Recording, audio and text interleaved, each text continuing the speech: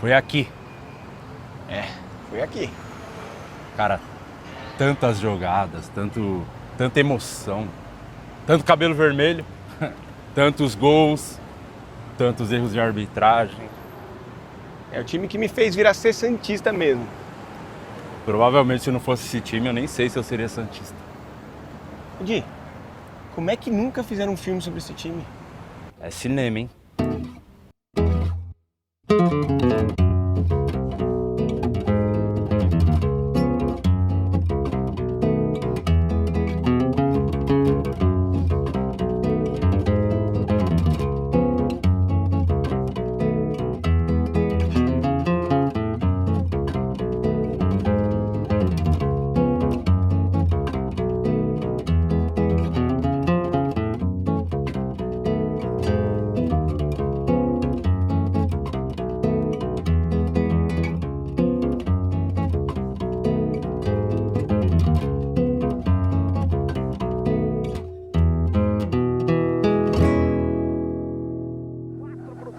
Na soma dos resultados.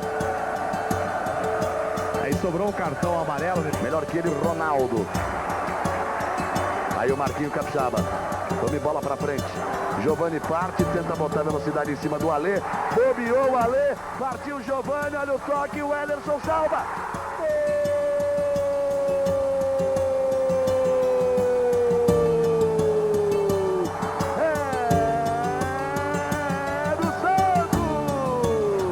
Um dia, o meu pai e meu tio falaram: não, garoto, você tá aí meio desanimado, eu vou te levar para ver o treino de um time aqui da cidade.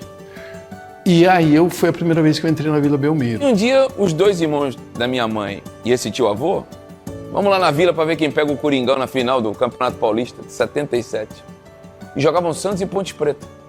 Ponte Preta tinha um timaço de carro e rei. 2-1 pra Ponte.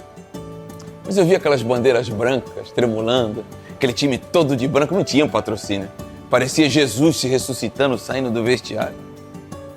E aquele dia eu decidi, eu vou torcer pra esse time aí. É um sentimento de família, porque a gente começou a torcer pro Santos por causa da nossa família. Quando eu penso em futebol quando criança, eu lembro do meu pai falando do time de 95, sabe? Foi num dia de sanção, um amigo me levou no Morumbi, a gente ganhou de 2-0.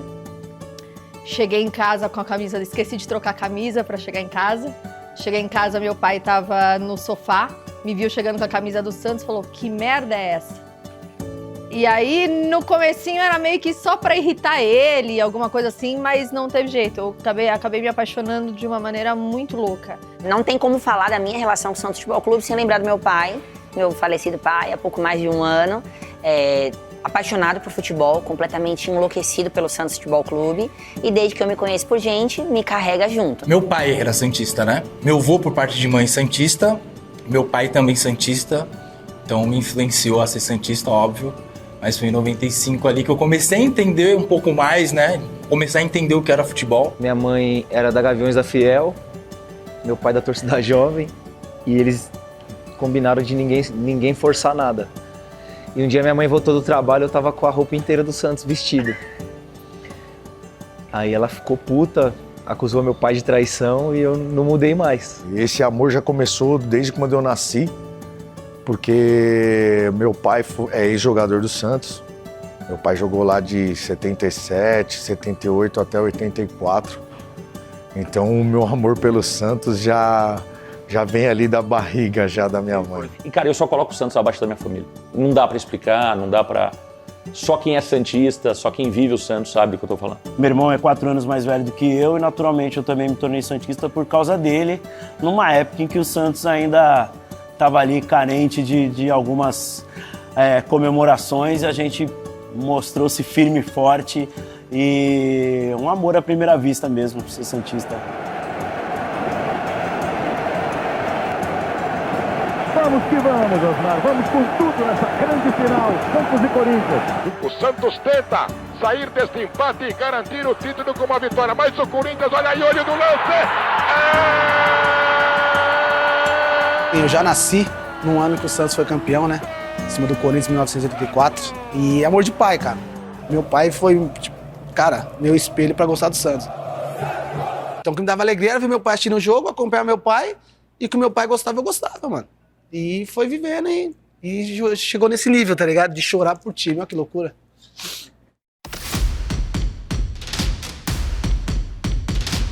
Cara, 95 foi um ano emblemático. Eu já digo pra todo mundo que 95 foi o ano do meu despertar pro Santos. De sair na rua com bandeira tremulando, de ter camisa, de ter orgulho ali, de falar, pô, isso é o que eu quero seguir pra minha vida, sabe? Ir atrás do Santos, estar sempre perto. Claro que os jovens, que nunca, né, que tinham idade ali, foram né, pela primeira vez contaminados ali, se apaixonaram e viraram santistas por causa desse time, né?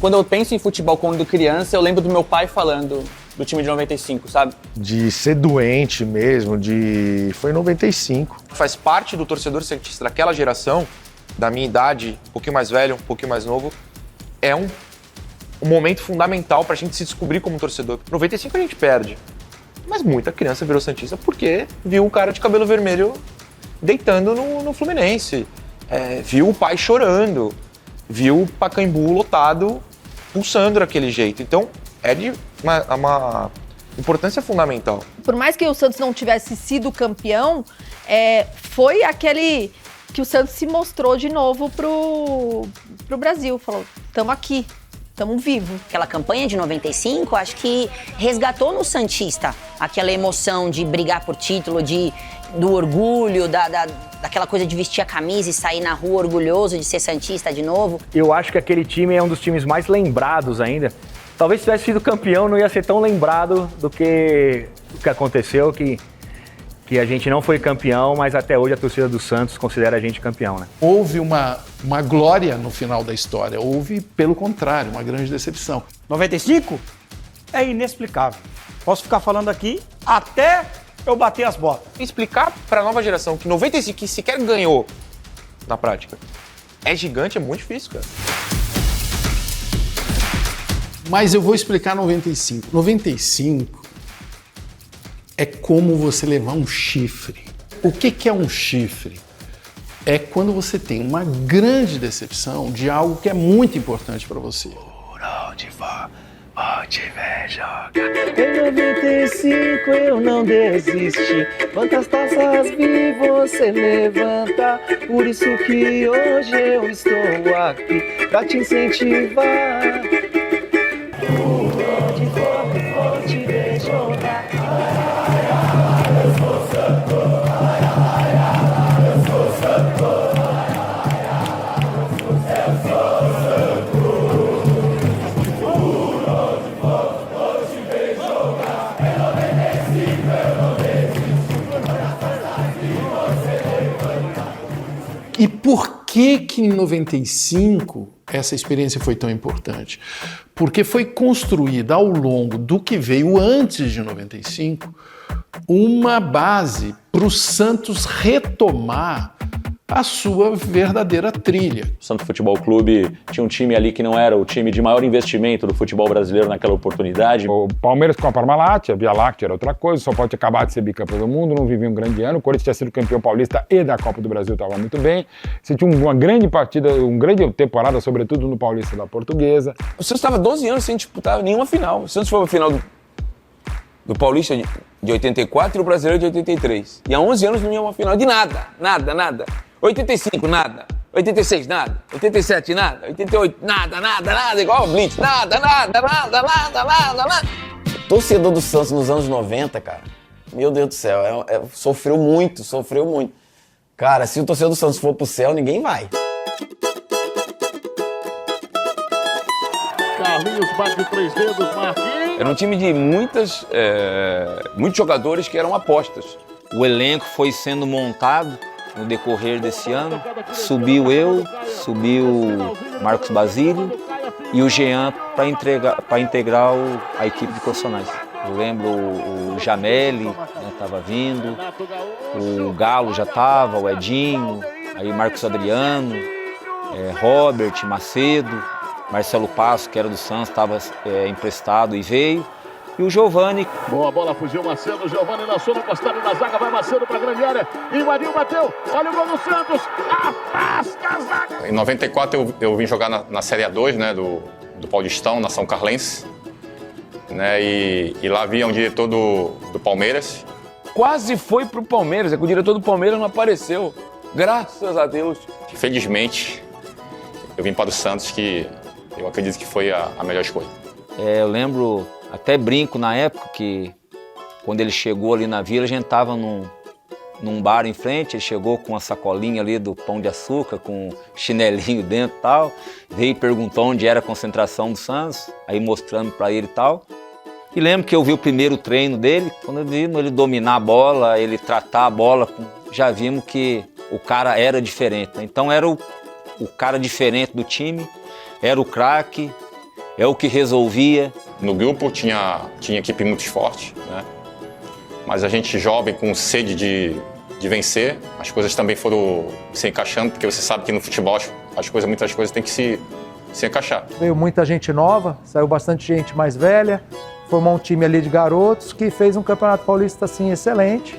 Chegamos à semifinal, por pouco não fomos à final, e aí desse time do Paulista, que eu vejo que já fez uma espinha dorsal muito, muito forte com o Joãozinho, e o Chulapa era auxiliar, a gente já engrenou para o brasileiro com algumas contratações a mais que chegaram, que foi, acho que 2 peças fundamentais, que foi o Wagner e o Robert. Primeira coisa que todo mundo falava lá quando eu cheguei, falei, cara, até que enfim você não vai jogar, nunca mais vai jogar contra a gente não te aguenta mais, cara. Se joga pra caramba contra a gente, vai não sei o quê. No começo do campeonato, o técnico era meu amigo Joãozinho Rosa. Um sábado à tarde, estava na Vila Belmiro, o Santos tomou um 5-2 do Vasco da Gama num show de Valdir Bigode e o Joãozinho caiu. Aquele time foi montado para não cair, né? O Cabral surgiu numa hora que praticamente eu estava precisando de um apoio extra-campo, né? Para poder levar isso para dentro do campo e conseguir concluir em sucesso, né? Para mim, acho que foi um marco muito bom. O Cabralzinho é um mestre e ele, além de ter muito conhecimento de futebol, era uma pessoa muito inteligente, muito sensível e trabalhava muito o aspecto psicológico da nossa equipe. Numa reta final dessa, o controle emocional é de suma importância. Cabralzinho, acho que foi uma grande peça pra gente. O Cabralzinho, quando ele veio, porque o Cabralzinho ele vem com um jeito mais de conversador. Era aquele jeito mais de um paizão mesmo. A gente até brincava, né, que ele não fazia coletivo. É um negócio que hoje é super moderno, né, campo reduzido e tal. E eu não tinha feito nunca isso. O Cabralzinho naquela época já fazia. E era muito treino com bola, né? A gente até brincava, que era peito, pé, coxa, cabeça. Lembra que a gente falava?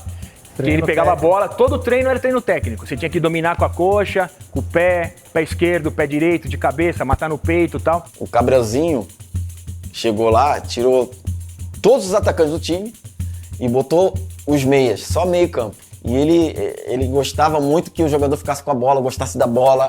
A bola é a coisa mais importante do jogo.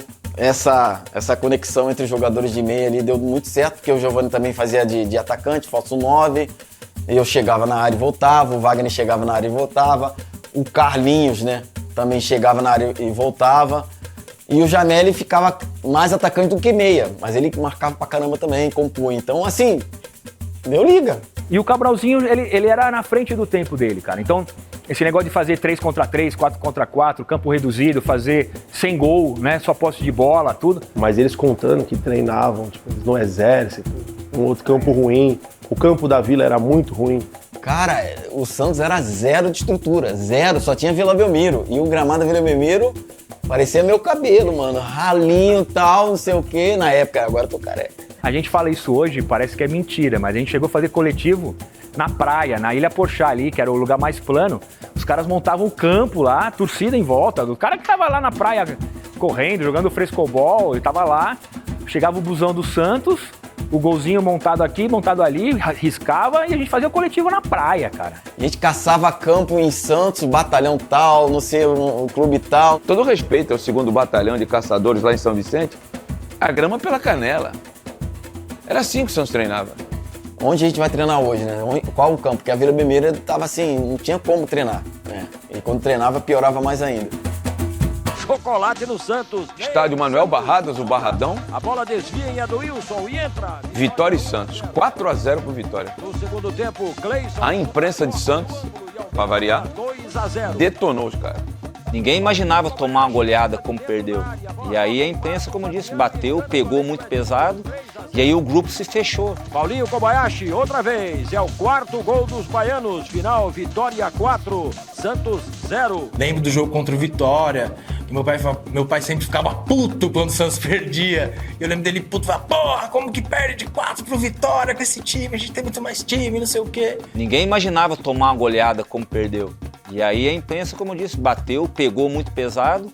E aí o grupo se fechou. O Armando Gomes, né?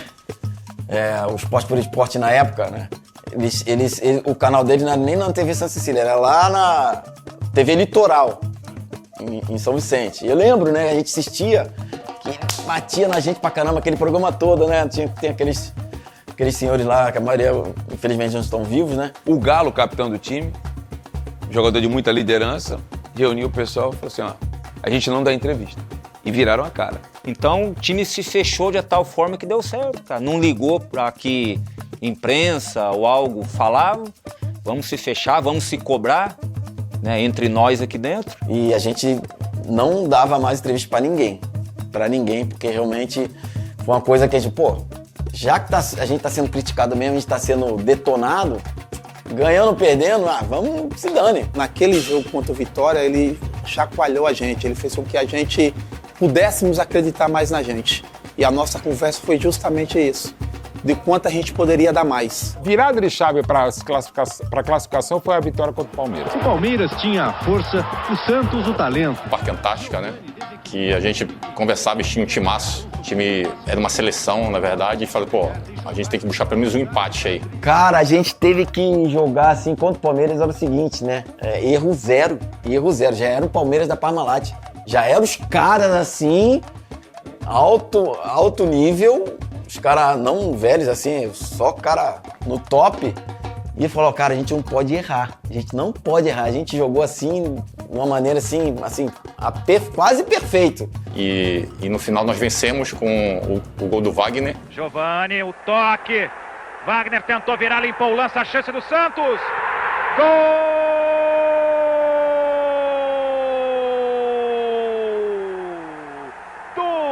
Santos! Aí, meu amigo, desse jogo aí, vencendo um time grande, né, que era um dos favoritos, aí a tua confiança vai lá pra cima, né, a tua autoestima. Primeiro que ele tira o Palmeiras da reta, solidifica, tem outro grande jogador que era o Wagner, que jogava de meia, jogava de volante, jogava de lateral, jogava sempre muito bem, uma força física impressionante, também muito bom jogador.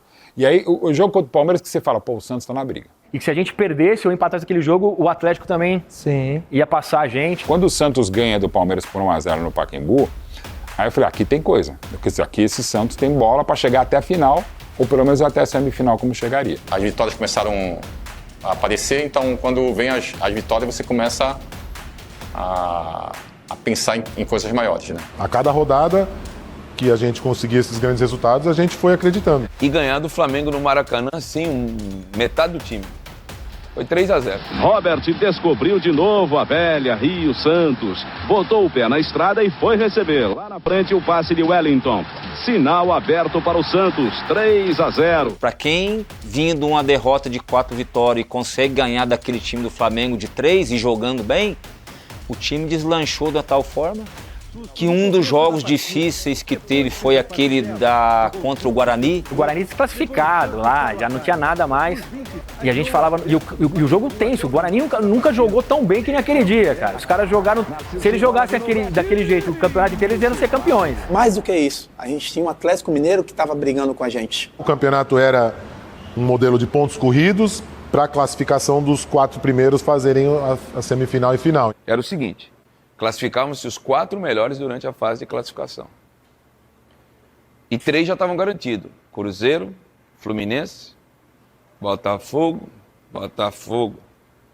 E faltava o último. E Santos e Atlético Mineiro, cabeça a cabeça, Santos ganhava, o Atlético ganhava. Santos ganhava, o Atlético ganhava. Chegou a última rodada. E a gente tem 1 ponto na frente do Atlético, né?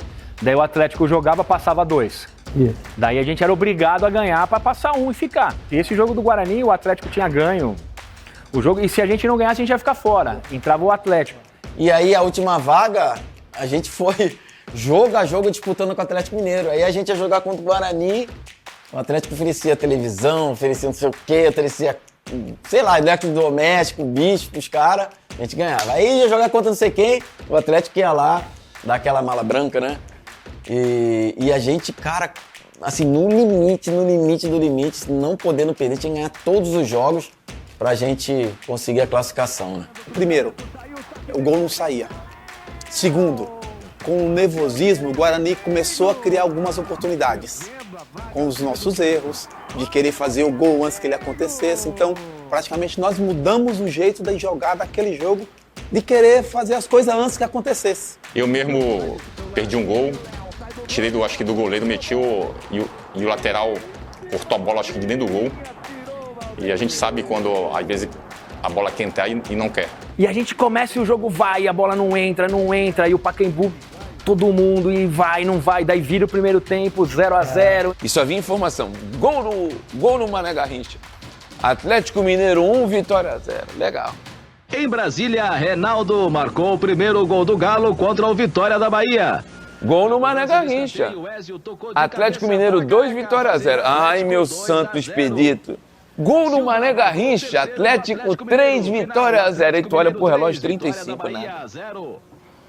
Puta, o Santos é essa merda mesmo, toda vez é isso, né? E o Marcelo Paz entrou, acho que aos 38, se não me engano. E aí deu aquele erro de chute lá que eu falo pra ele. Eu recebo ela de lado, né? Só dou um toque na bola e faço a curva. Ali tem que bater com bastante curva, senão não teria êxito ali na conclusão dela ir lá na gaveta, né? Marcelo Paz, ele tinha uma batida com a colher de... Parecia colher de... Eu brinco com ele, né? Porque eu joguei com ele no Jabaquara, colher de pedreiro. A chapada, né? Ele cortou do zagueiro, cara. Mas ela só entrava ali. Tanto que ela toca caprichosamente no travessão e entra. Recupera ali o Galo. Marcelo Passo! Que golaço! Gol! Gol! Gol!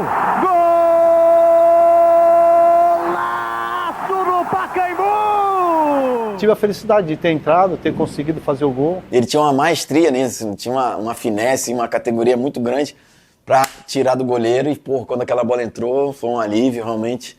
E em seguida, a gente também já fez o segundo com o Giovani. E aí sim a gente acreditou na nossa classificação. O Jameli mete uma bola espetada e o Giovani de cabeça tira do tal do Léo. Ainda o Jameli, lançamento feito, toque de cabeça. Gol! Gol! Gol! Gol!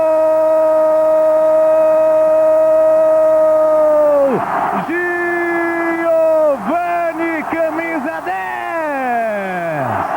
É o segundo do Santos para delírio no Pacaembu!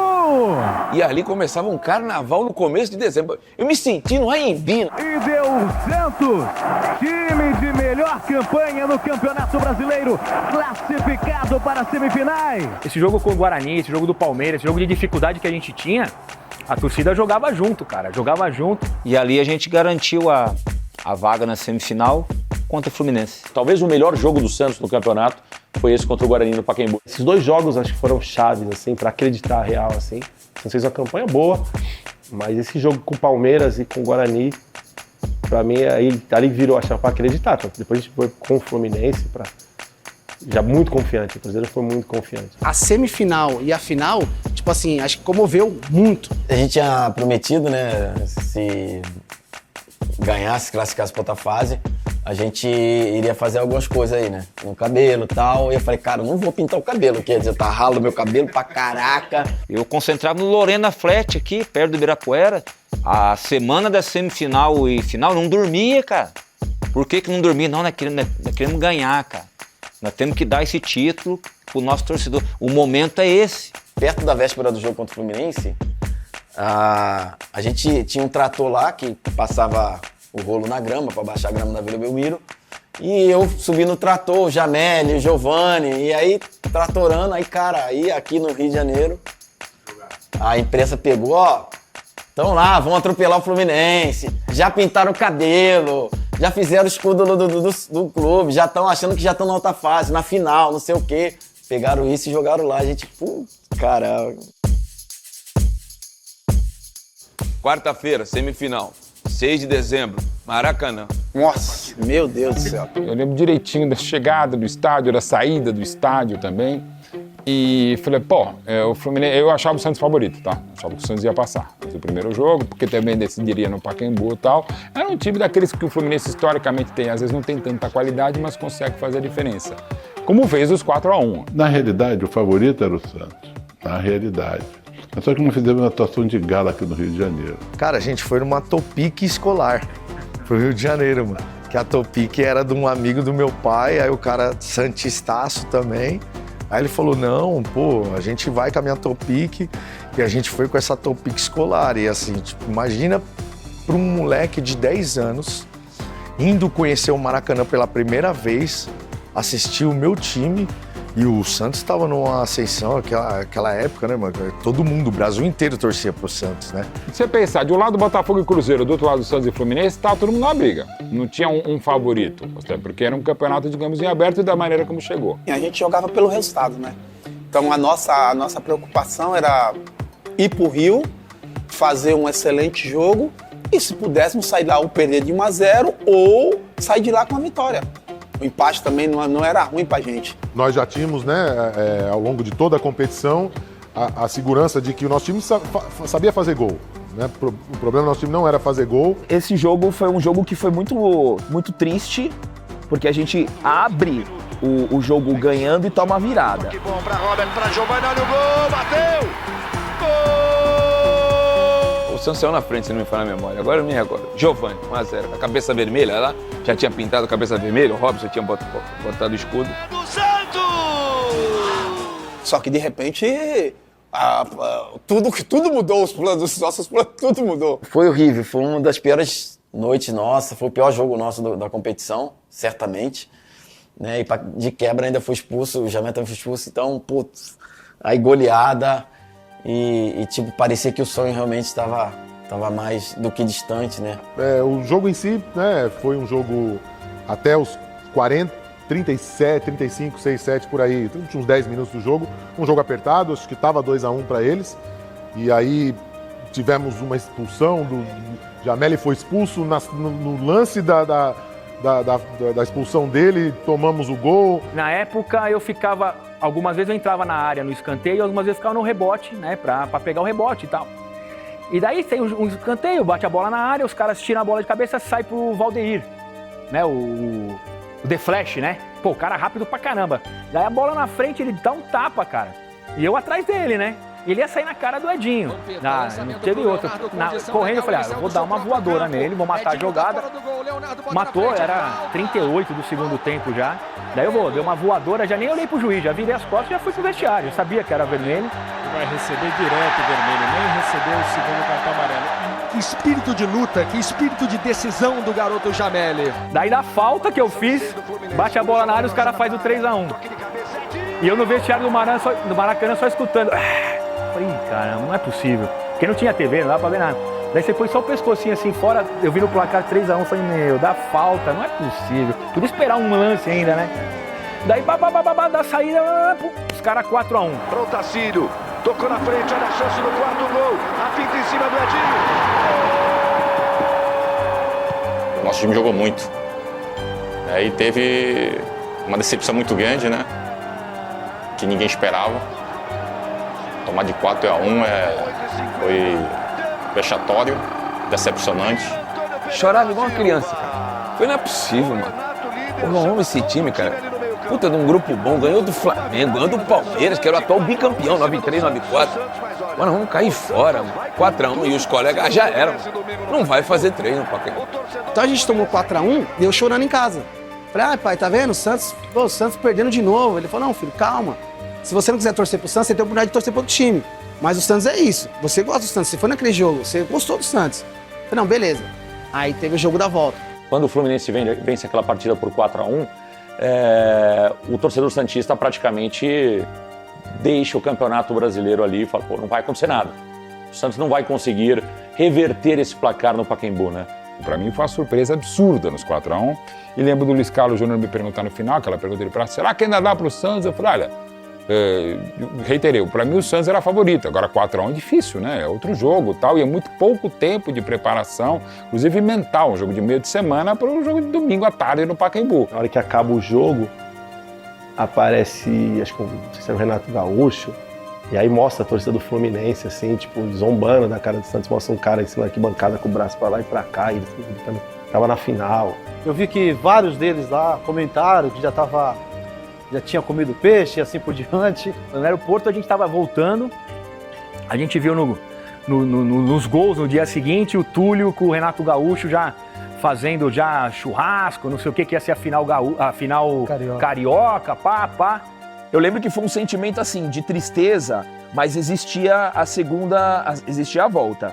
A gente joga mais do que isso aqui, não é possível que a gente vai ficar pelo caminho, por tudo que a gente sofreu aqui no Santos, por tudo que a gente sofreu na competição, no campeonato, vamos virar. Já no túnel, descendo do Maracanã, já buscando a inspiração para a virada, não aceitando o resultado, não nos conformando com o resultado e com o sentimento de derrota, né? Que 4-1 não precisa nem jogar o segundo jogo, né? Acabou, né? Quando eu desci lá pro vestiário, eu já comecei a incendiar a galera. Falei, não, gente, nós vamos virar.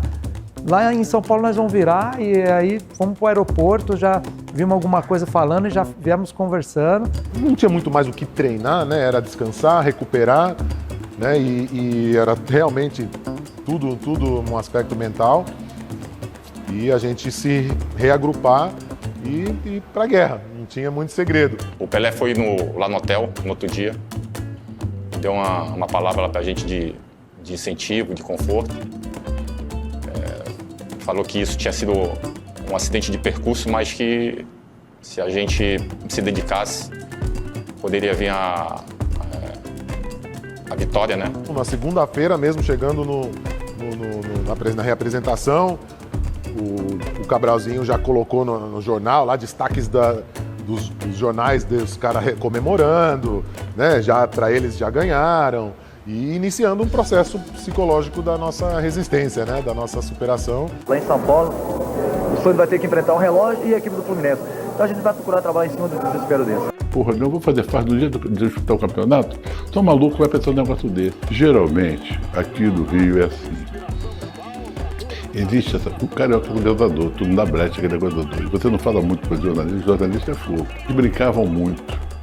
O Renato era Renato Gaúcho, Túlio, Romário. Mas aqui do Rio existe essas gozações, e os jornais gostam, a torcida gosta.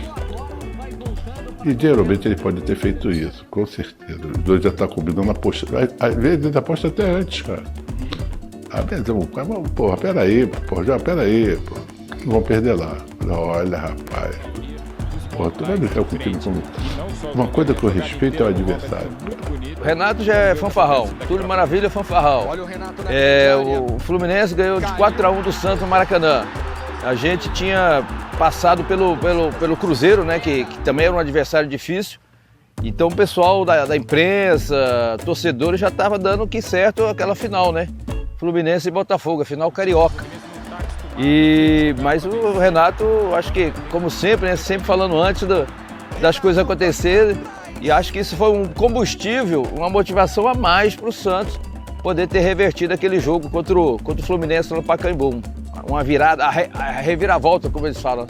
Então, era para ser tudo para uma final carioca, mas infelizmente entrou o tal de um Santos aí no meio do caminho, um Giovani, aquela galera toda que estragou essa decisão que seria inédita. A gente sempre ficava, né, na resenha e depois que o Pelé falou isso aí, eu falei, olha, eu garanto 2 gols, né? E aí depois você vê quem é que vai fazer mais outros 2. Aí o Macedo puxa, um é meu. Aí o Marcelo passa, um é meu, já estava ali também. Falei, um é meu também.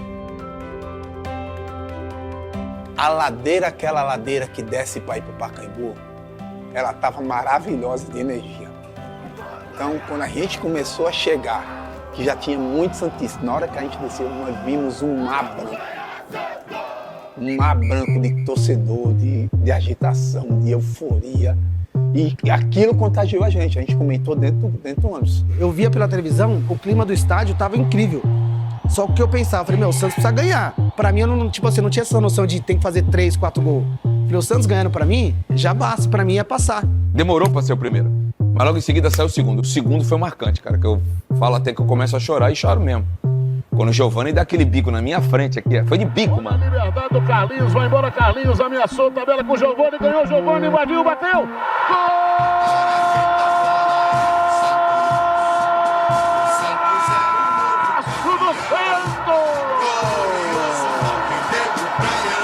E ali foi um jogo fantástico do Giovani, o Macedo entrou muito bem, enfim, o Santos fez uma grande partida naquele dia.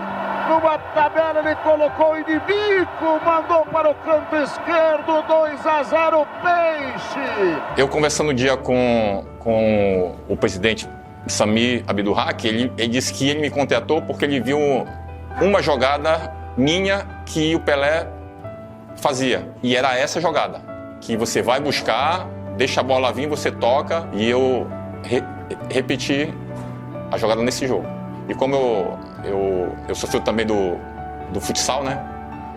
Então não pensei duas vezes, deu bico, ela foi certinha, tinha que entrar ali.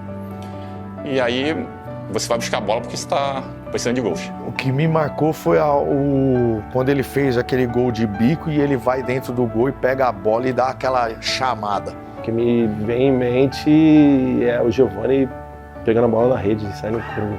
Ali foi inesquecível pra mim, cara. Dá até uma emocionada, mano, quando a gente fala. Uma jogada maravilhosa. Começou com o Camanducaia do lado esquerdo. Ele achou o Carlinhos, camisa número 8 santista, que encontrou o Giovani entre os homens arrões do Fluminense. Rápido, pensamento muito rápido, ele meteu o biquinho da bola. Ela morreu no fundo da rede.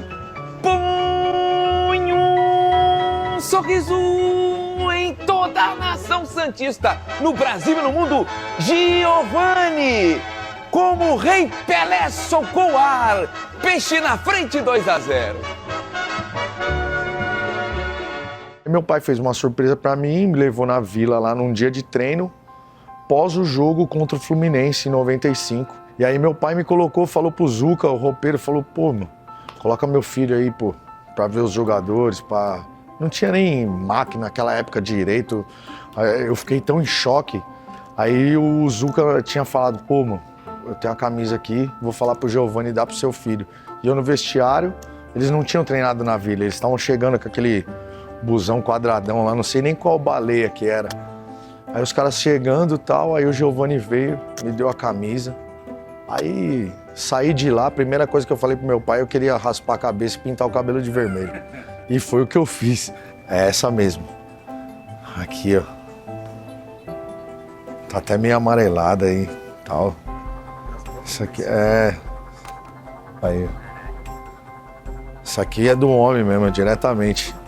Foi lavada uma vez e nunca mais não tive nem coragem de colocar ela, de ir pra jogo, nem nada. Por mais que eu não me lembre das jogadas e do jogo em si, mas eu me lembro total da atmosfera que rodeou essa campanha de 95 e, de fato, do Giovani ter se tornado o Messias, que hoje em dia é inquestionável um dos maiores camisa 10 que eu já vi atuar com a camisa do Santos. Nada muda. E, de repente, nasce o Giovani.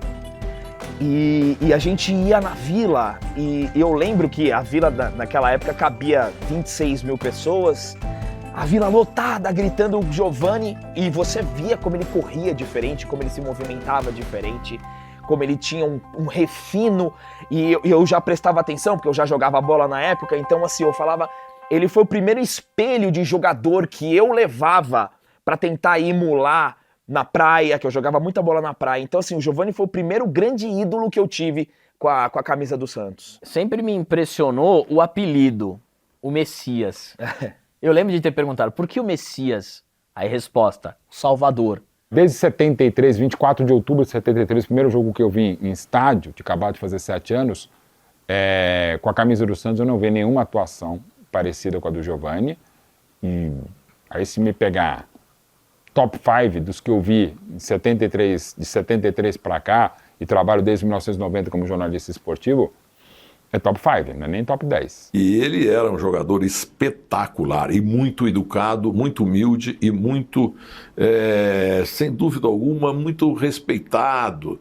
Ele respeitava muito as arbitragens, ele reclamava pouco, ele era um cara bem na dele. O Giovani foi o cara, foi uma das melhores parcerias que eu tive, né? O Giovani realmente era um cara extra classe, fora de série.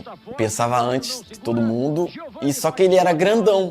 Mas eu nunca vi um cara grandão com tanta velocidade como ele tinha, né? E sabia a hora de travar o jogo, né? Um cara que, no meio de 3 caras, a bola vinha lá no alto, ele subia mais que todo mundo e parava a bola no peito. E os caras não conseguiam tomar a bola dele. Faro de gol impressionante, eu não sei como é que ele desenvolveu essa técnica, porque assim, tem um talento do cara, de na cara do gol, saber tocar, saber ter a frieza de finalizar de esquerda, finalizar de direita, finalizar de corte, de cabeça, matar no peito na hora certa, tem que matar, chutar quando tem que chutar. Toda hora ele fingia que ia chutar e cortava, assim, pô, mais um que caiu na dele, né? Que assim, ele falou, não vai fazer isso, aí ele fazia. Ele chegava na cara do gol na área, 3 caras assim, ele cortava e aí abria o clarão, ele, assim, fazia muito gol, assim, de cobertura, totozinho, batia falta. O Giovani é meu ídolo no futebol até hoje, o Giovani é um deus. Pra criança do Felipe, com 5 anos, vendo aquele cara de cabelo vermelho, destruindo o Fluminense e me levando pra uma final, é um deus, cara, o Messias. E eu continuei idolatrando ele pra sempre, não muda, pra mim é o cara que me fez admirar futebol.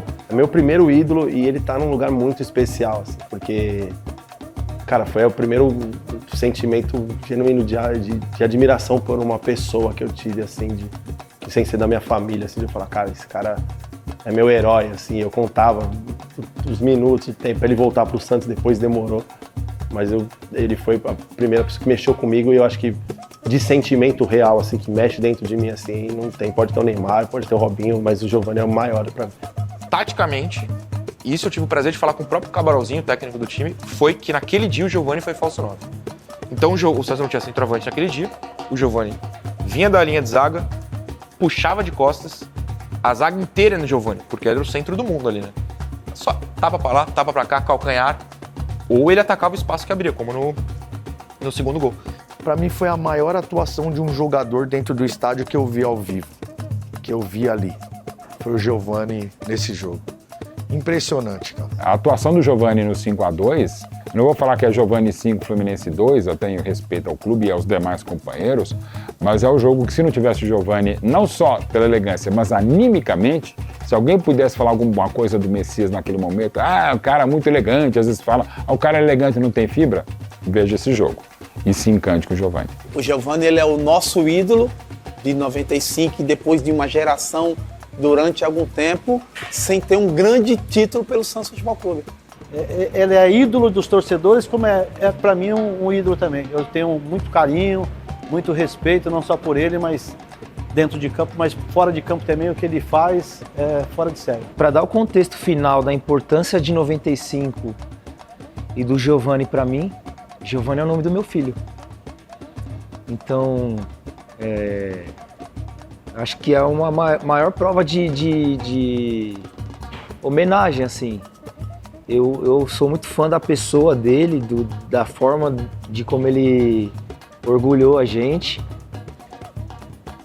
E o meu filho é apaixonado pelo Santos e pelo Giovani porque ele sabe, mano, quem foi o Giovani. Tirando a atuação do Giovani, que é extra classe, que é uma coisa maluca, é a cena deles não descendo pro vestiário. Aí vai pro intervalo, aquela coisa loucura, os caras ficaram dentro do gramado e a torcida gritando. Nunca vi a torcida gritar tanto, cara. É difícil você ver o que aconteceu aquele dia de não sair do campo. Aquilo ali até arrepia. Aquilo ali é inacreditável, cara.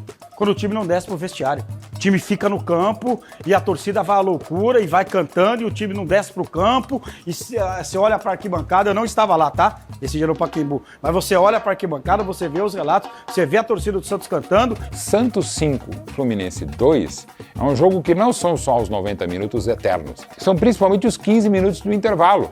Quando a gente chegou em São Paulo, que a gente foi treinar no Ibirapuera no sábado, parecia que tinha uma energia diferente. Nós fomos fazer um treino no Ibirapuera e aí acabou esse treino, reuniu a galera no gramado, falou o seguinte, se nós fizermos 1 ou 2 gols no primeiro tempo, nós não vamos voltar pro vestiário, nós vamos ficar aqui no centro do gramado, pra gente sentir o calor da torcida. O Pintado era um integrante importante do elenco, do grupo, não era titular, mas era um jogador consagrado, né? Bicampeão mundial. E ele que deu essa ideia. Ele falou, cara, vamos ficar no intervalo, vamos ficar no campo, né? Pra pegar o calor, para não perder o calor e tal. Porque a gente precisa manter a chama acesa, vamos ter que atropelar, vamos ter que amassar no primeiro tempo, fazer os 2 gols, ficar no campo para não esfriar.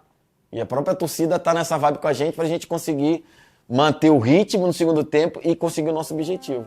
Para mim, o grande feito de 95 é a hora que o time não desce pro intervalo diante do Fluminense. Onde era o tobogã ali, era a saída para ir pro vestiário ali. Daí eu vou correndo, eu pulo ali e vem um policial, cara, com o cachorro pra cima de mim. Eu falei, não, eu sou jogador, eu sou o Jamel e tal. Daí o cara me olhou assim. Ah, mesmo, é você mesmo, tá lá, entra. E eu entrei no campo, pulando o alambrado.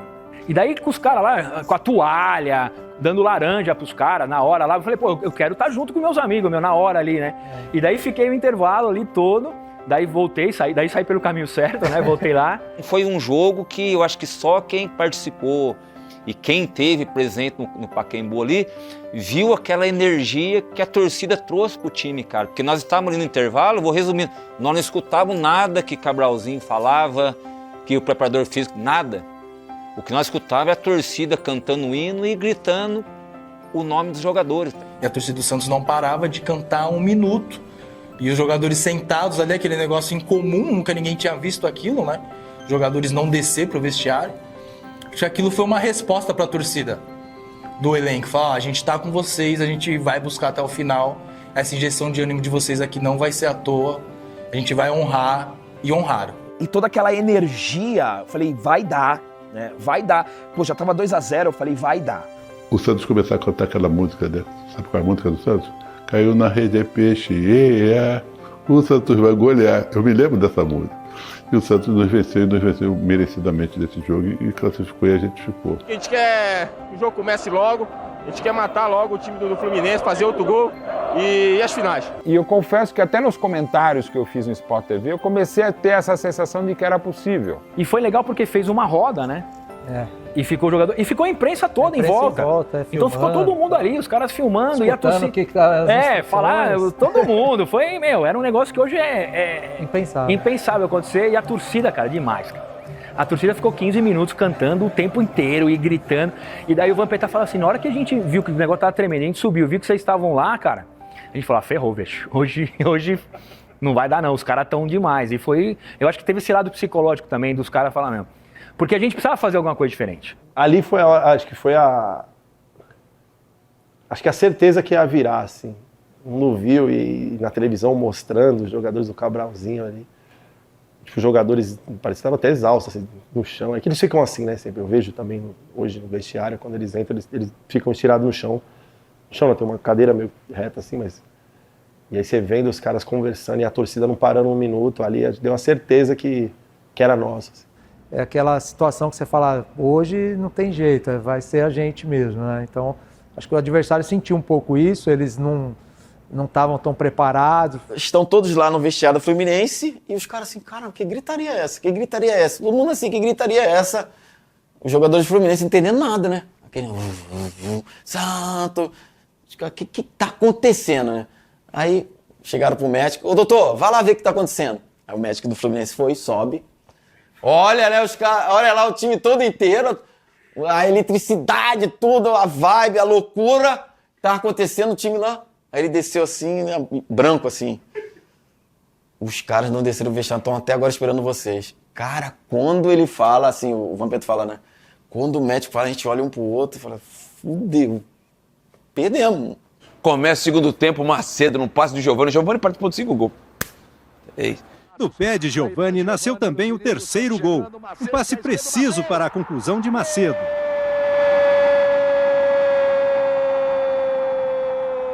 Quando volta, já abre o 3º gol na sequência. Eu lembro que eu abro a porta, saio correndo, gritando, fogos. Foi um negócio incrível, assim. Uma das coisas que ficou marcante pra mim daquele jogo é todo gol o Giovani pega a bola. Se a gente fez 3, mesmo que os caras fizeram 1, a gente pode fazer mais 1. O Marquinhos Capixaba pegou a bola na lateral, meteu um lançamento, só que a bola estava mais pro Alê, do Fluminense, o zagueiro do Fluminense.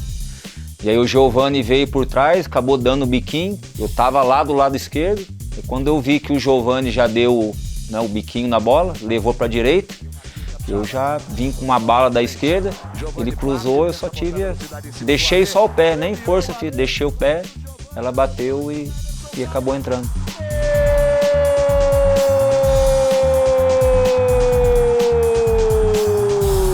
Camando Caia, número 11, 4 para o Santos, 1 para o Fluminense. O Cabralzinho começou a fechar o time, eles começaram a vir para cima e a gente explorou mais 2 gols no contra-ataque, aquele que o Giovani tira o calcanhar ali da cartola, né? Eu dominei a bola, né, e o lateral acho que encostou, e aí eu vim vendo 2 chegando, né, e eu vi também o Marcelo Passo passar. Falei, cara, a única maneira de dar o passe pra ele é de calcanhar.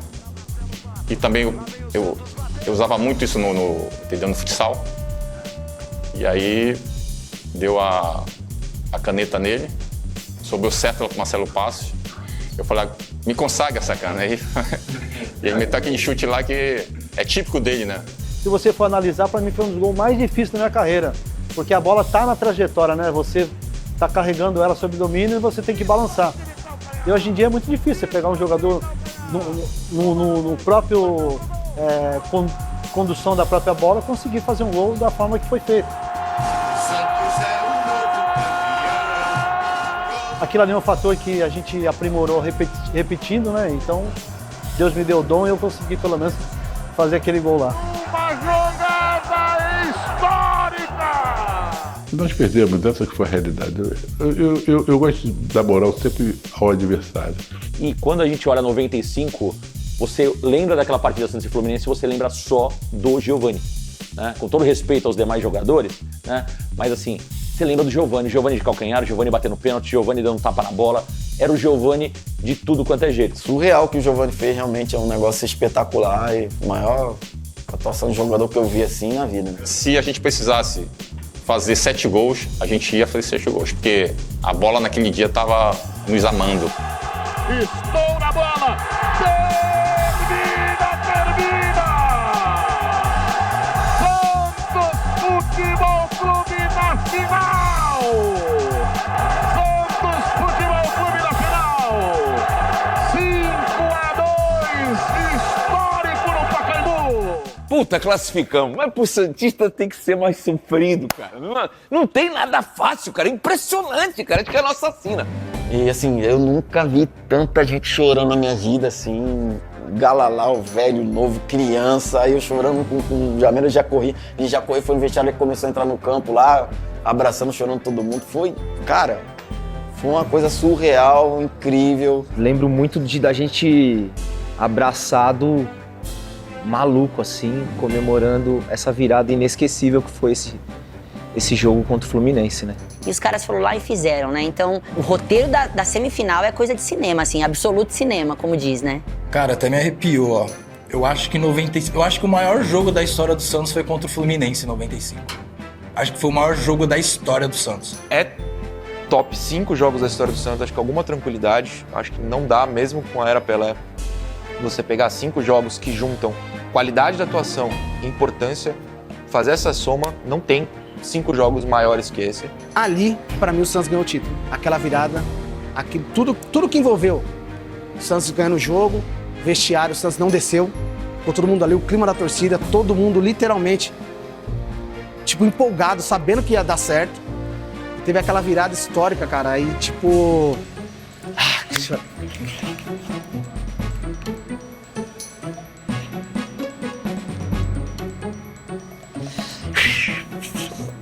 Foi esse ambiente criado que fez com que o Santos, naquele momento, virasse não só a história, virasse uma página maravilhosa da história do Santos e do Brasileirão, mas virasse ainda mais favorito contra o Botafogo também. O Giovani, acho que aquele ano mereceu demais, foi o grande craque do campeonato, fomos para a seleção brasileira, depois ele foi vendido para o Barcelona, mais do que merecido, e ali realmente a gente estava preocupado, né? Falou, ó, o homem a ser marcado é o Giovani. Se marcar ele, eu acho que meio time a gente consegue segurar. Aí meu pai falou, agora só faltam 2 jogos. Aí, tipo, eu ia pra escola, passar na banca de jornal, tipo assim, Santos finalista, Santos a 2 empates do título, porque o Santos aí começou a jogar por... O empate era do Santos. Tipo, o Santos tá numa final de Campeonato Brasileiro, tipo assim, um time despretensioso, o Giovani carregando o time nas costas. Pô, depois de virar aquela partida contra o Fluminense, não tinha como não ter confiança que o Santos venceria o Botafogo, né? A gente ouvia que algumas pessoas queriam que a final fosse os 2 cariocas, né? Infelizmente, a arbitragem tende muito para clubes cariocas, né? Pô, nós vimos o que fazia, por exemplo, o Luiz Sveiter, nós vimos o Fluminense caindo para a Série C e a mesa sendo virada, vimos também a final da João Avelange, lá em 2000, São Caetano e Vasco da Gama. Sabemos do poder que os dirigentes cariocas têm junto à CBF, então não acredito em coincidência, não acredito em mau dia, não. Eu acredito que teve algo por trás de tudo isso, eu não tenho dúvida sobre isso. De disputas cabeça a cabeça de times de São Paulo e times do Rio de Janeiro, 2 vezes o Rio de Janeiro ajudado. A cúpula do futebol era no Rio de Janeiro, a gente sabia que tinha uma tendência, né, para os times cariocas, existia uma expectativa de uma final, né, Botafogo e Fluminense, e nós atrapalhamos isso. O pessoal sempre fala, né, que a sede da CBF ser no Rio de Janeiro, né, tinha aquela história de prevalecer, de favorecer os clubes carioca. Mas isso tudo é mito, tudo isso é história, né? E a gente sabe ali que não sei se era o Pelé ou alguém da diretoria que tinha algo, né, com a CBF que é lá no Rio, né? Tinha uma briga homérica entre o presidente da CBF, Ricardo Teixeira, e o Pelé. E o Ricardo Teixeira falou, não, o time do Pelé não vai ser campeão comigo no poder. E não foi mesmo. Tanto é que dentro de campo a gente ouvia ser falado que poderia ter 10 Pelé que a gente não ia conseguir chegar. A gente ouvia, mas falava assim, vamos deixar pra lá, vamos nos concentrar. Também a gente era muito jovem, não tinha maturidade. Não, agora que a gente está na final, que é a cereja do bolo, não vamos nos ligar nessas conversas. Aí fomos pra final, cara. Aí fomos pro Rio, enfrentar Botafogo lá no Maracanã, mais uma subida monumental. Fizemos um grande jogo, um clássico digno, né? Maracanã lotado. A perseguição das lentes e microfones vão para um grandalhão de cabelo vermelho que usa a camisa 10 do Santos e um sujeito meio desengonçado que veste a 7 do Botafogo. Giovani e Túlio, os astros da final, e com reações opostas ao assédio. Isso atrapalha um pouco, já que a gente tem que aquecer bastante, né? Já que está chovendo, né? Mas isso faz parte do futebol. É a torcida, é todo mundo. Ninguém constrói futebol sozinho, não. É com bastante união. Mas dá para decidir. Vamos decidir. Agora chegou a hora do matador. Foi um jogo truncado, mas ao mesmo tempo truncado, mas com muita chance. Se você pegar só o compacto dos melhores momentos de Botafogo 2 Santos 1, teve chance pra caramba. O Edinho fez uma defesa fabulosa numa cabeçada, que ele nem lá, é daquelas que a bola, primeira para entrar, e se não entra, é para você espalmar ele em caixa a bola. Tem a narração do Silvio Luiz pela Band, entendeu? Como um gato, e era um lance de gato mesmo, ele pula e defende. O Túlio tá do lado de lá, olho no lance, Edinho, papai gostou! Papai gostou, Edinho! Olha, como um gato! Teve um gol do segundo tempo do Jamel, que a bola bate no travessão, a baita jogada do Santos, bate no travessão, não entra. Mas assim, pelo jogo, o Botafogo foi melhor, 2-1 foi. E é dolorido porque assim, toma um belo gol de cabeça do Wilson Gotardo, mas uma desatenção, o Gotardo aparecia bem, ninguém foi nele. E o segundo gol é quase que um replay ao vivo, embora tenha a complementação do Túlio. A bola é levantada no primeiro pau, tem a casquinha, o Túlio aparece livre, o Túlio grande atleta do campeonato não dava, né? E o gol do Santos é uma obra-prima de Giovani, né? Com toda aquela elegância, um gol de Santos Futebol Clube no Maracanã. Marcelo Passos para Giovani, botou na frente, olha a chance, olha o gol! Gol!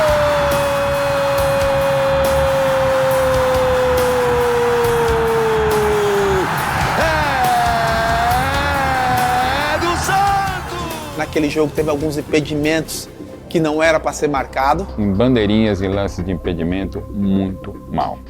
A arbitragem acabou errando os bandeirinhas, não o Sidraque, que tinha que acompanhar a interpretação de seus bandeiras em lance de impedimento. Errou novamente. No momento do passe, o Giovani estava atrás. É a regra. 2-1, para eles era comemoração pra gente, né? Depois do que a gente fez e de toda a trajetória, né? Era um gol de diferença, foi um alívio. Para quem perdeu de 2-1 e uma vitória simples aqui no Pacaembu, a confiança era grande, cara.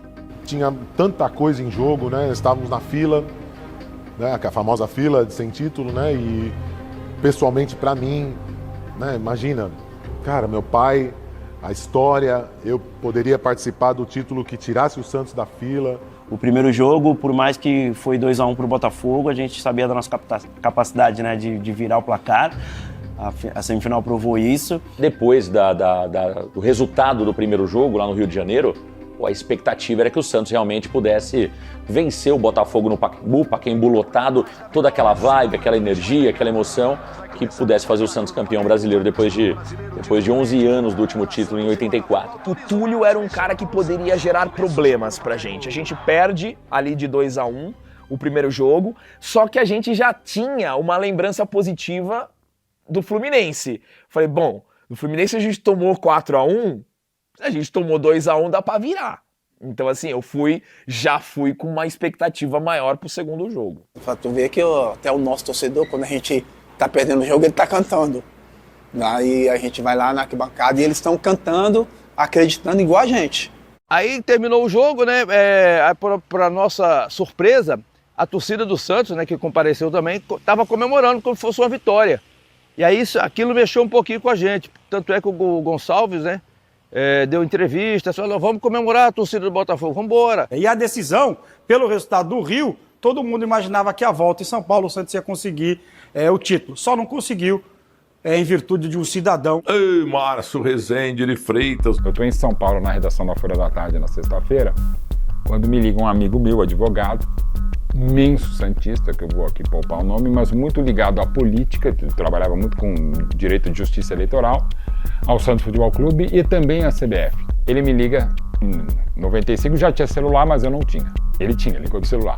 Pô, tô aqui no Congresso, só se fala nisso, que eu já não era bem só se fala nisso, mas é o seguinte, daquele jeito, tô falando os termos que ele usou, o Santos vai ser roubado domingo no Pacaembu, presta atenção, principalmente nos bandeirinhas, mesma coisa que esse filho da puta do Cidra que fez os bandeirinhas, vão fazer muito pior no Pacaembu. Ok, calma, não, pode falar, vai lá na transmissão de Sport TV, fala na Rádio Gazeta, escreve na Folha da Tarde, o Santos vai ser operado, vai ser roubado. Eu falei, calma, velho. Eu acho que foi intencional, falo que se estivesse jogando até hoje, nós não ganharíamos aquele jogo.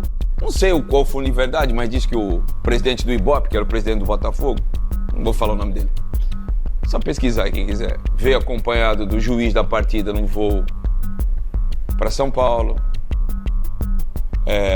Tem jogador que fala que o árbitro fala assim, hoje não vai dar. Com Edinho, camisa número 1, 4 Marquinhos Capixaba, 2 para Ronaldo Marconato, meia dúzia Narciso e 3 Marcos Adriano, 5 Marcelo Passos, 8 Carlinhos e 10 o Messias da Vila, Giovani, 7 Camanducaia, 9 para Paulinho Jamelli, 11 Robert do técnico Cabralzinho. Bom, aí começa o jogo. Começa o jogo para chegar lá. Falta que para mim não foi do Jamelli e do André Silva, mas enfim o árbitro marcou. Márcio Rezende de Freitas marcou. Falta do Jamelli e do André Silva, o cruzamento na área, toque de cabeça, Túlio sobra e faz 1-0. Eu, por dever de ofício, sempre, até como torcedor antes, na hora que sai o gol, eu olho primeiro pro bandeirinha e olho pro árbitro. Olha o bandeirinha, na hora que a bola entra, o bandeirinha, e Evaristo de Souza vai pro meio campo, para ele, posição legal. E eu tava na reta daquele primeiro gol do Botafogo, cara, o gol do Túlio no Pacaembu. Ele não tava impedido, ele estava impedidaço. O Bandeira não deu e o juiz não deu. Ele não me parece convicto da posição legal do Túlio. E é que ele faz assim, bem, mas muito devagar, aponta o meio campo dando gol. E eu confesso que eu fico meio assim, que eu falei pra ele, tá pedido pra caralho. Não falei isso na transmissão da Sport TV, mas fiquei com a ideia. Aí vem a imagem, falei, pô, tá impedido. Aí eu no meu comentário falei, está impedido e cito isso. Evaristo Bandeirinha incontinente corre pro meio campo, Márcio de Freitas demora pra levantar, mas ninguém do Santos reclama. Eu não levanto nem o braço, cara. Nem pra fazer assim, não sei quem acha que pega a bola dentro do gol e leva pro meio, já vamos pra mais. Talvez por inexperiência, tô falando, 21 anos, era moleque pra caramba, tava querendo jogar e querendo resolver, a gente tinha muita confiança na gente. Então eu vejo, se fosse hoje, cara, eu ia pra cima dele, ia reclamar, ia sentar no meio do campo, falar, enquanto você não voltar, ia fazer alguma coisa diferente, mas eu no campo não fiz nada, cara. Eu tava no primeiro pau, atrás da barreira, né? Eu fazia o primeiro pau e quando bate, eu já olho para trás, eu consigo ver que ele já tá bem adiantado. Eu percebi que tava bem impedido, tanto tinha o tal do tira-teima na época que passava lá. Vai pro jogo, recomeça o jogo. O Santos empata. Com um lance que só depois do terceiro replay que eu vi que o Capixaba meteu a mão na bola e eu não vi, o árbitro não viu, o Bandeira também não viu. Aí o Santos, cara, me empata o jogo. Só que assim, o empate dessa vez, já não serviria pro Santos. Aí meu pai falou, eu falei, pai, se empatar assim, o Santos é campeão. Ele falou, não, porque o Santos perdeu lá, o Santos precisa de mais um gol. Aí vai ficar resultados iguais, o Santos vai ser campeão. Em condições normais, vai empatar 0x0 o Botafogo campeão brasileiro. Aí depois teve um outro impedimento claro que o juiz não marcou, aí o que fez o Márcio Rezende de Freitas entrar para a história. Ele viu que o Bandeirinha não estava num dia legal, eu só estou falando isso, ele não estava num dia bom mesmo, e ele fala, eu vou assumir agora a bronca de impedimento. É o seguinte, você só vai marcar se a bola saiu ou não. E aí o que acontece? Falta pelo lado esquerdo, mais ou menos do mesmo lugar onde o Botafogo tinha feito seu gol, o jogo estava 1-1. O Márcio manda o Bandeirinha ir para a linha de fundo para marcar tiro de meta ou saída de bola, ou se a bola bate na trave e entra. Ou seja, isso pode, não é o ideal, mas pode. Já que você não pode trocar um Bandeirinha, ainda mais numa final de campeonato, para quem voa entre Santos e Botafogo, você pode meio que desautorizar, você vai marcar saída de bola só. Eu vou assumir a linha de impedimento. O que arrancou o coração foi o gol anulado do Camanducaia, porque esse foi o gol do título e foi um gol legítimo. Quando o Camanducaia faz o gol de cabeça, Márcio, ele bate, isso eu lembro, me lembro como se fosse agora. Ele bate no peito assim, eu que estou marcando. O Bandeira já tinha corrido para o meio de campo, isso eu vi, eu estava ali naquele local. Tinha corrido para o meio de campo para dar o gol, quem não deu foi ele. O árbitro, Márcio Rezende de Freitas, ele é ser humano. Ele mesmo reconheceu que errou. Falhou. Então, assim, já vamos entrar nesse assunto mesmo, né? Porque realmente, assim, como que ele toma para si a responsabilidade de anular o gol, sendo que quem estava na linha era o Bandeira estava lá. Ele estava de costas até a bola, ele não viu a bola sair. Como é que ele marca um impedimento daquele, né, no final, né? Para mim, no primeiro momento, o Camanducaia, a posição era legal. A opinião que eu tive de campo, eu daria o gol. Né? Só que aconteceu, na Globo, o Arnaldo falou, gol irregular, tá impedido o Camanducaia. E eu peguei e falei, olha, eu comentei assim, a impressão que eu tenho é de posição legal. Aí quando aparecem nossos replays que não eram conclusivos, para mim gol legal. O Santos foi prejudicado. Para mim gol legal do Camanducaia, mesma linha. Entra na coordenação meu chefe, que por detalhe era botafoguense, e fala, Mauro, porra, não fode. A Globo tá dando que é o Arnaldo César. E a gente tem comunicação. Eu falei, eu tô melhor colocado que o Arnaldo na cabine e as imagens nossas não são conclusivas. Eu vou pela minha, posição legal. Pô, não fode. Eu assumo, sou eu que tô falando, não é você, chefe, desculpa. Bom, aí eu assumi contra a chefia, que não é porque era botafoguense, mas falar, a Globo tá falando e cá entre nós, foda-se. Mesmo Arnaldo César Coelho, eu também fiz curso de arbitragem, ali não precisa ser um Pierre Luiz de Colina para saber. E, de novo, o Arnaldo estava mais para lá, a posição dele era pior, a minha era melhor.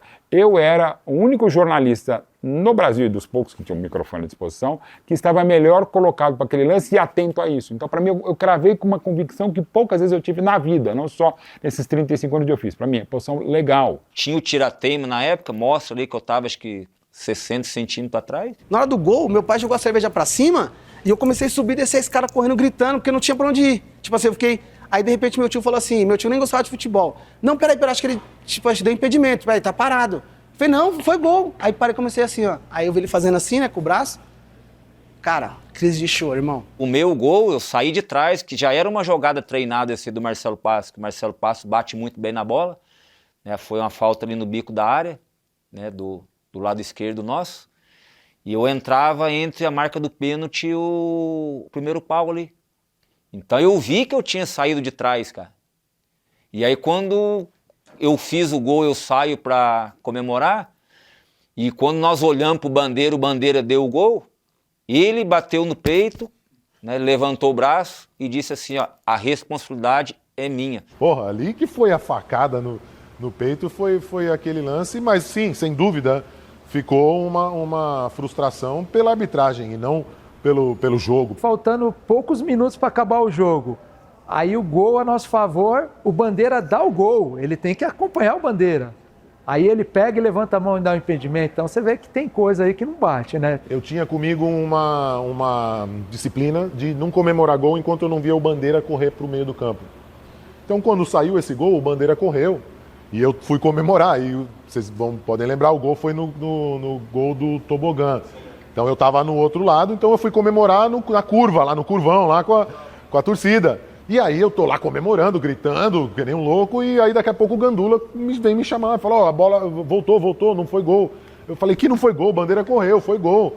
Então quando se fala em Márcio Rezende de Freitas, aqui não é só opinião, é informação. Ele achou que o Bandeirinha estava num mau dia, para, digamos, ser o mais correto possível ou incorreto, assim, esportivamente ou politicamente correto. O Bandeirinha não estava legal, e o Márcio viu isso.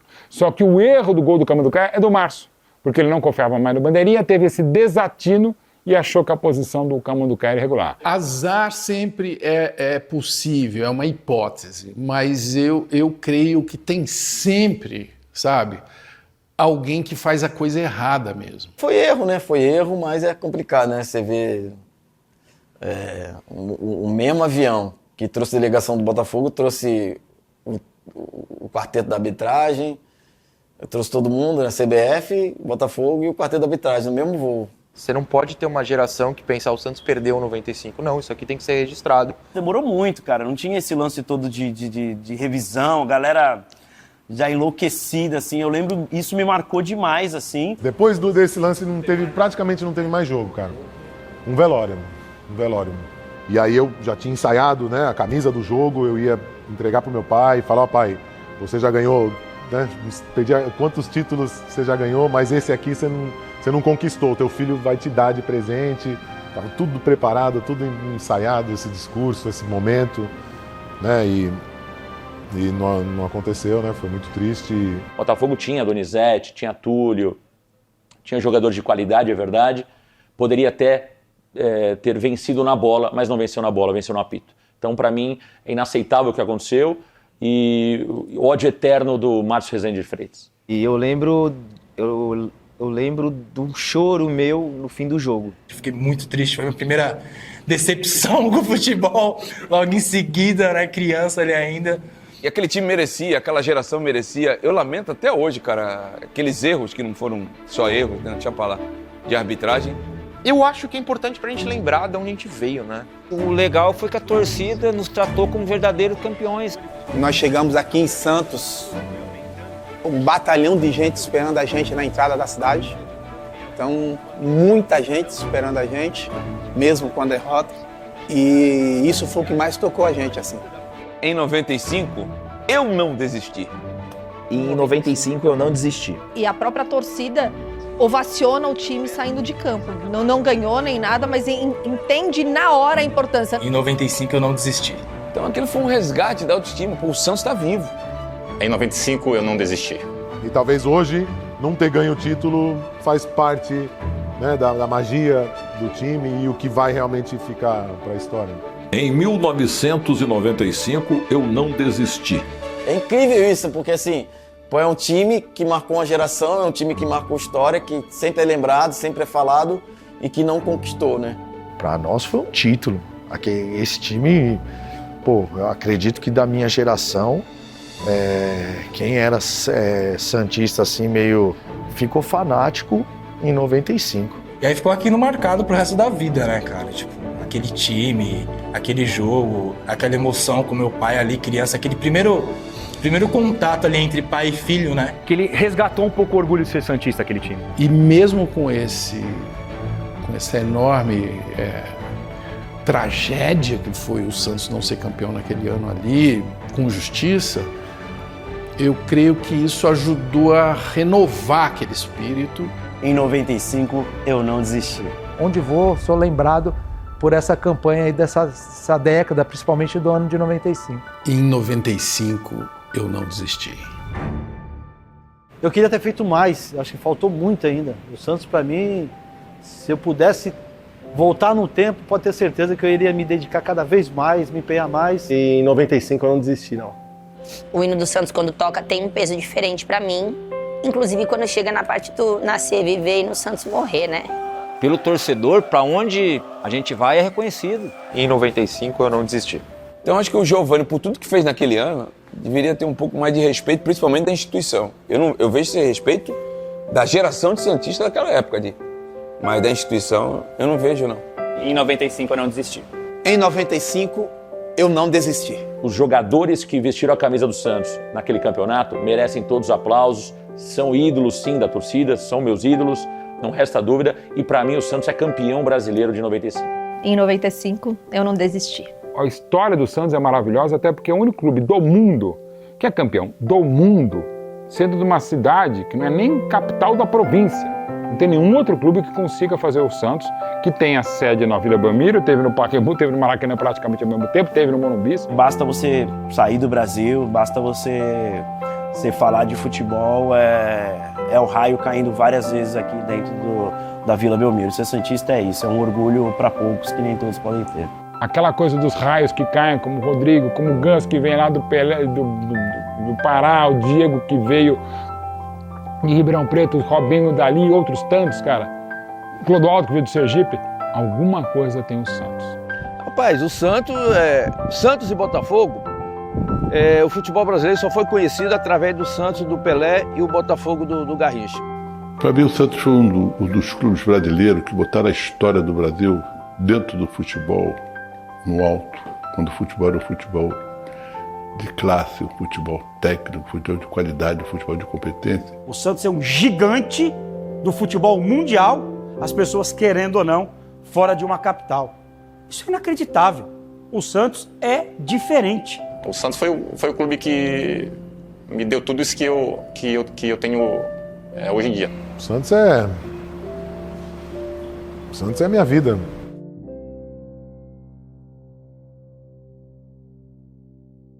Em 95 eu não desisti. Quantas taças vi você levantar? Por isso que hoje eu estou aqui pra te incentivar.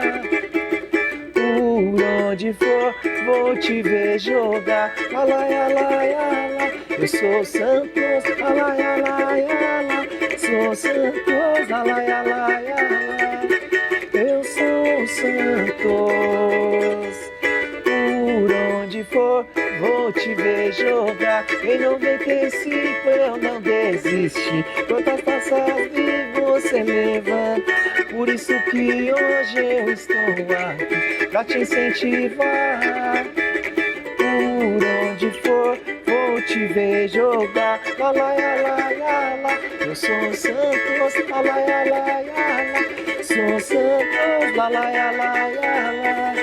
Eu sou Santos. Por onde for, vou te ver jogar. Canta Pacaembu, mesmo que não vê, mas como você é lindo, Santos.